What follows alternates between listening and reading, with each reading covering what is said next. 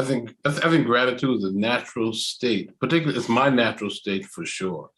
As far as I'm concerned, when Jean alluded to people who accuse her of looking at life through rose-colored glasses, I think many of us don't realize that all of us are looking at life through some colored glasses at some time. A few of us are present to it, and a few of us leverage it, and we choose the glasses that we're going to look through, hence view attitudes. Because see, when you change your view, you can change your attitude. And when you change your attitude, you'll find yourself that gratitude can be a natural state because you can always find something to be grateful for. Conversely, you can always find something to not be grateful for. The choice is yours. And I spend the overwhelming majority of my time right up in here, managing this view, picking out the things that's going to benefit my point of view, the thing that's going to make me feel good about being alive, the things that's going to help me produce other thoughts. Because see, when you take a thought of gratitude or any other thought, in no time at all, you got other relatives of that thought rushing into the scene. So if you choose 1 minute, one moment, one thing that you're going to exhibit gratitude for, it won't be long before you find another reason to be gracious. And I Yes. live that way. In the early part of my life, the present, I'm in my family of origin, being grateful got to be sort of like a phantom thing, because we weren't reminded of how good we had it. We was reminded of how bad it was. And when you get in the habit of knowing how bad it was, you have to actually develop the habit of having gratitude, which is what happened to me. It was so difficult just to feel good. But now I'm grateful for the ability to just feel good. I'm grateful for the knowledge that it's my decision what I'm going to think of for the next minute. And what I'm going to think of for the next minute is going to impact how I feel. And if I don't have anything to think about, I can always think about gratitude, Pastor. I can always think about I mean, even if I want to get really deep with it, I could be grateful that Christ died for us, right? Be glad about that, so that I don't have to be miserable. I don't have to allow the obstacle of life to tear me down. And really, you can be grateful for that or not. But if you're not grateful for it, it's up to you. I'm going to be grateful for it. And now, ladies and gentlemen, I will demonstrate the task I'm most ungrateful to be able to do, but I am able to do it. So I'm going to show you I can do it now. And I'm going to shut up for a minute. You can't show any more instances of gratitude until you give somebody some money. Let me tell you, you want to tell somebody how grateful you are for them, just give them some money.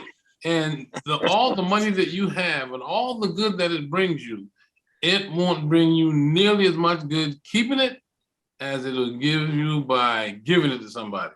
And the person that you give it to, you better know that they're going to be grateful for having received the money from you. Yes. And what's likely is they're going to be grateful for receiving from you, and they're going to more than likely give to somebody else who they're grateful for.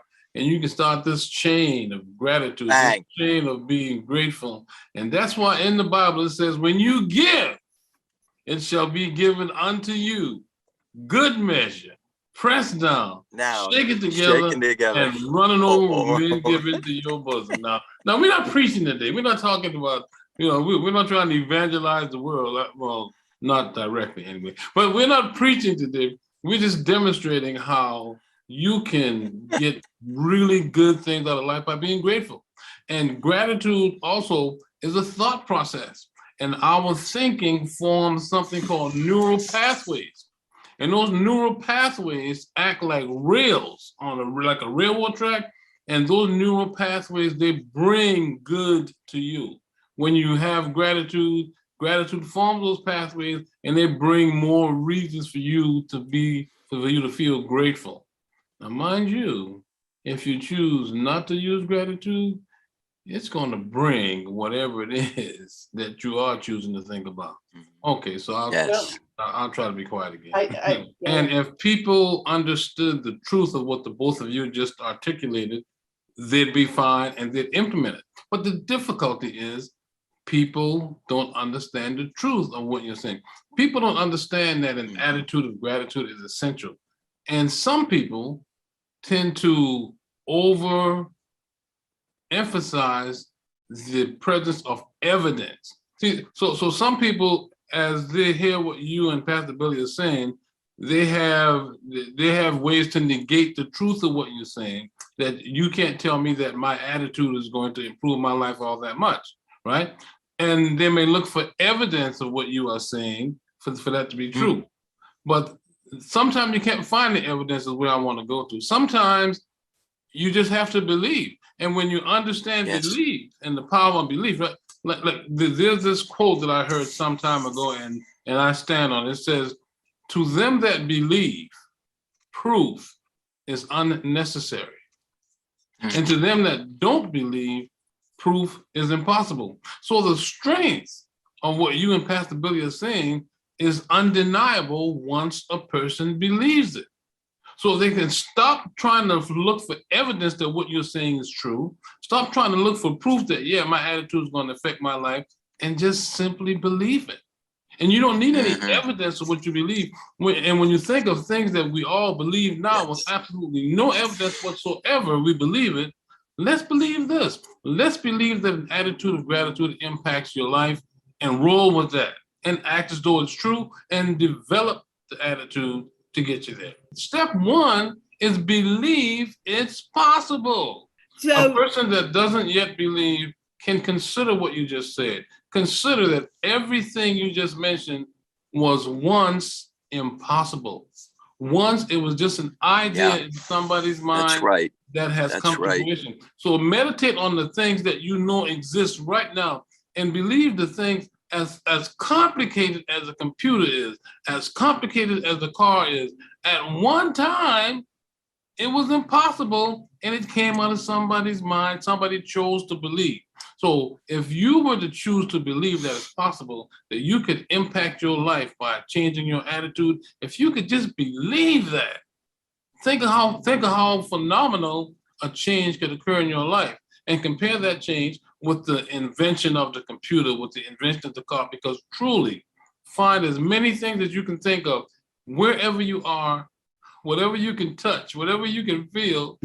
At one time, somebody just believed you could do it, and here it is. Is everyone here familiar with the story entitled The Acres of Diamonds? Yeah, Russell Conwell. Well, okay. Well, the offshoot of The Acres of Diamonds is that everything that we need is in here somewhere, and that's the last place that many people will look. So what he suggests as a result of the story, and the story is a little involved, and I love telling the story, but the point that I want to get to is what he suggests is that everyone get themselves a yellow legal pad and a pencil, and on a regular basis, just sit. And he suggests an hour, but 10 minutes is a good place to start. Just sit and write down ideas. Just write down thoughts. Write down solutions to things that you have noticed in the course of your life that could use solutions. And most of the things that you write down, most of the ideas will just be crappy.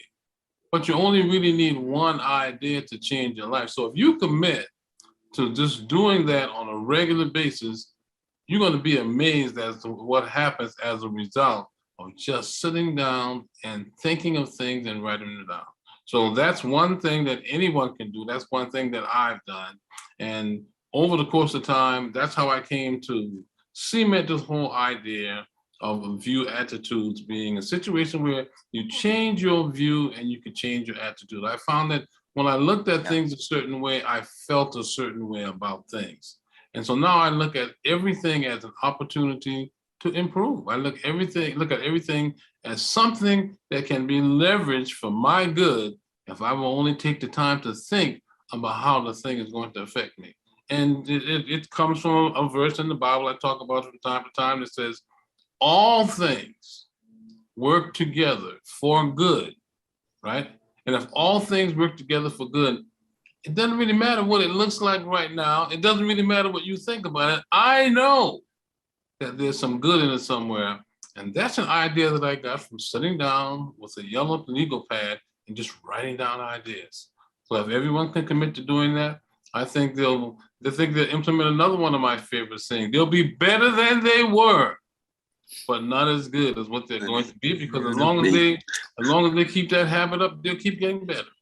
Whatever you're talking about, and so you want to know about positive. The one thing, Carla, that you know that no one can ever know, no one else can ever know, is how you feel. The one thing that I know that no one else knows is how I feel. Now, since I'm saying that everything emanates from some sort of a thought, and you want to talk about what's positive, what's negative, how do you know? If everything evolves from a thought, and a thought determines how you feel, you'll know if it's positive, Carla, by how the thought of it makes you feel. If the thought of it makes you feel poorly, then you know it's not positive. If the thought of it makes you feel good, and once again, this is not something that someone can tell you. No one can tell you. I can't tell you how you feel, Carl. This is something that you know. This is something that only you know. And my opinion about what's positive ought not impact your opinion of what's positive, because your opinion of what's positive is going to emanate from how you feel, and I could never know that. So if everyone simply used that barometer and simply used that scale, I think we'll get a lot closer to everybody being on the same page about what's positive and what's not. Because things that make me feel good, like Haagen-Dazs ice cream, it's probably going to make you feel good too.